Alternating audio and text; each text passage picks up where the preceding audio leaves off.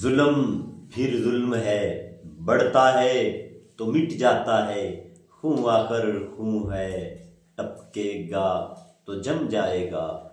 जुल्म की किस्मत नकाराओ रुस्वा से कहो। जुल्म की किस्मत नकाराओ रुस्वा से कहो। जुल्म की बात ही क्या, जुल्म की औकात ही क्या।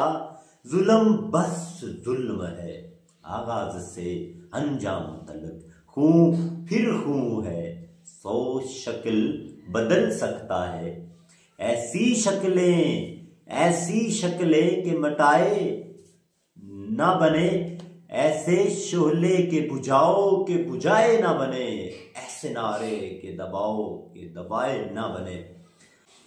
जब पूरी दुनिया में फलस्तीन के हक में एहतजाज हो रहा था, हत्ता कि यूरोपियन ममालिक में भी अमेरिकन एम्बेसी के सामने एहतजाज हो रहा था और लाखों लोग फलस्तीन के हक में बाहर निकले, वहां तो ऐसा कुछ नहीं हो सका। वहां तो जुल्म और बर्बरियत का बाजार नहीं गर्म हुआ। वहां तो लोगों ने पुरअमन अंदाज से, पुरअमन लिहाज से एहतजाज रिकॉर्ड करवाया और चले गए। और जब इस जमात की कॉज भी यही थी, ना तो ये अमेरिकन एम्बेसी पर हमला करने जा रहे थे, ना इसराइल और अमेरिका को फतह करने जा रहे थे, और ना ही आपके ऐन और कानून के खिलाफ थे, तो ऐसा नारवा सलूक क्यों? क्या इस पाकिस्तान में सिर्फ यही कसूर इनका है कि ये आज भी ला इलाहा इल्लल्लाह की सदा के साथ खड़े हैं? आज भी ये इसराइल को मानने से इनकार कर रहे हैं? हमारी वक्त की हुकूमत को होश के नाखुन लेने होंगे और सोचना होगा कि मज़ाकरात के अलावा इसका कोई हल नहीं है। अगर ये एहतजाज आपके लिए मसला था तो इससे पहले अफ़ामो तफ़हीम इसका हल था, मज़ाकरात की टेबल अवेलेबल थी, तो फिर ऐसा क्यों? क्या लोगों की जान माल जो आपके हिफ्ज़ो-मान में है, जो आपके तहफ़्फ़ुज़ में है, जो आपकी कस्टडी में है, क्या आप उनके साथ ऐसा करते हैं? सीधी गोलियां मारते हैं। हाय अफसोस, जालिम जुल्म कर दे ते जुल्मो ना है डर दे। हमने थे उथे खार, बस कर इल्मो यार। बस ये जुल्म ही आखिर है। ये इन वतन के, इन वासियों के साथ जो इस वतन की मट्टी को अपनी जान से कीमती समझते हैं, जो वतन के तहफ़्फ़ुज़ को अपनी जान से कीमती समझते हैं, जिनकी वफा, जिनकी मोहब्बत इस्लाम और वतन के साथ यहां तक है कि जब से ये तहरीक बनी है आज तक एक पत्ता टूटने का इल्जाम साबित नहीं हो सका। आज तक एक गमला टूटा साबित नहीं कर सके। आज तक तमाम अदारे करप्शन का एक केस साबित नहीं कर सके। और आप पहले ये खुद कहने पर मजबूर हुए कि ये मुहिब्बे वतन जमात है, ये मुहिब्बे इस्लाम जमात है, ये नूसे रसालत की जमात है, तो फिर आज क्यों? हुकूमत को ये सोचना होगा और होश के नाखुन लेने होंगे और इन लोगों के साथ मुज़ाकरात के सिवा कोई हल नहीं है।